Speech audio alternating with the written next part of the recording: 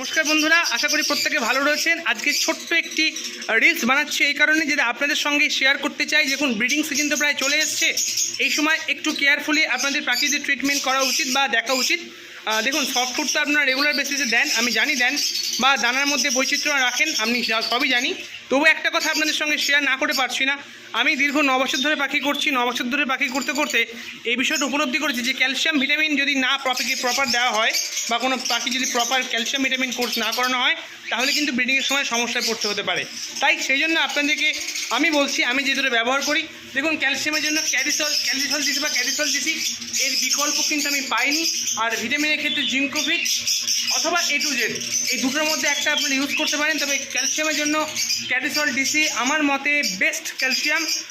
এবার আপনারা কি ব্যবহার করেন সেটা আপনারা অবশ্যই কমেন্ট বক্সে জানাবেন। আর প্রত্যেকের ব্রিডিংয়ের জন্য অগ্রিম শুভেচ্ছা থাকলো। আশা করি প্রত্যেকে পাখিকে এইগুলো কোর্স কমপ্লিট করে রাখবেন, যাতে কিনা আপনাদের ব্রিডিংয়ের সময় কোনো অহেতুক ঝঞ্ঝাট না পোহাতে হয়। ব্রিডিংয়ে ক্যালসিয়াম ভিটামিন অভাব হলে কিন্তু অনেক সমস্যা হতে পারে।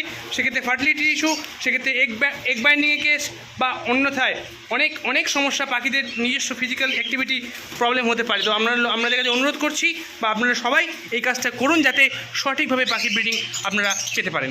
ভালো থাকবেন সবাই, সুস্থ থাকবেন সবাই।